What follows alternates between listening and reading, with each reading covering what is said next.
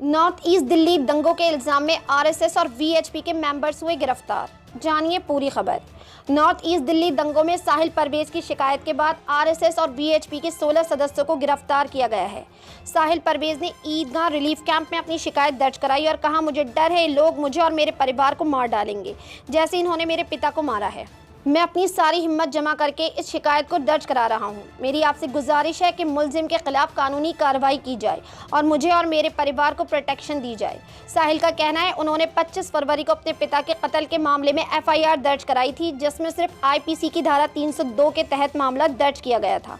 इनका दावा है पहले इस पर ध्यान नहीं दिया गया था, पर इनकी तफसीली शिकायत के बाद और दूसरी धाराओं के तहत भी एफआईआर में मामला दर्ज किया गया है। इसके नतीजे में 22 लोगों से पूछताछ की गई है और 16 लोगों को गोंडा से गिरफ्तार किया गया है।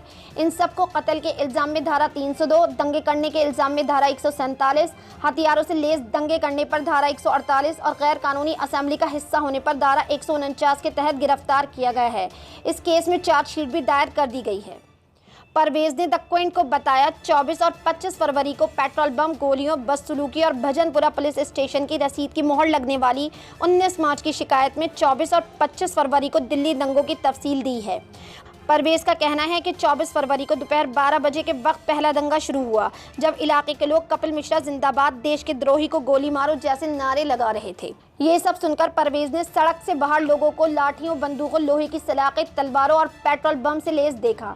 इनका कहना है रात गए तक ये लोग घरों पर मुसलसल हमला करते रहे। इस शाम के बारे में लिखते हुए जब इनके पिता को गोली लगी थी, परवेज साहिल कहते हैं, उनका दावा है कि दिवेश और जवेर उनके पिता के करीब आए और उन्हें लात मारी, जिससे वो गिर गए और उनके पिता की जेब से सारी चीजें निकाल ली और चीख चीख कर कहने लगे, आज वो हमें जिंदा नहीं छोड़ेंगे। द क्विंट ने इस मामले की जांच के लिए आरएसएस तक पहुंच की, जहां सिंह ने दावा किया है कि उन्हें निशाना बनाया गया है। पुलिस ने मुसलमानों के खिलाफ सही से कार्रवाई नहीं की। 9 अप्रैल को एक दिन पूछताछ के बाद 22 लोगों को द्वारका में एसआईटी क्राइम ब्रांच के दफ्तर में बुलाया गया। इनमें से 16 लोगों को आखिरकार गिरफ्तार कर लिया गया है। परवेज का कहना है, दिवेश मिश्रा, जिनका नाम परवेज ने अपनी शिकायत में लिखा है, अभी तक उन्हें गिरफ्तार नहीं किया गया। वो सन 1996 से सिंह के साथ काम कर रहे हैं और पिछले 8 सालों से आरएसएस के यमुना विहार जिले के इंचार्ज हैं।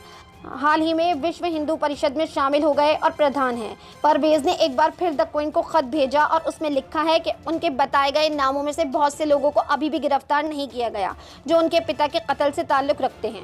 वो लोग मुझे जान से मारने की धमकी दे रहे हैं और मुझे कह रहे हैं कि मैं अपने बयान में कह दूं कि मुझे मुलजिम को पहचानने में गलती हुई है।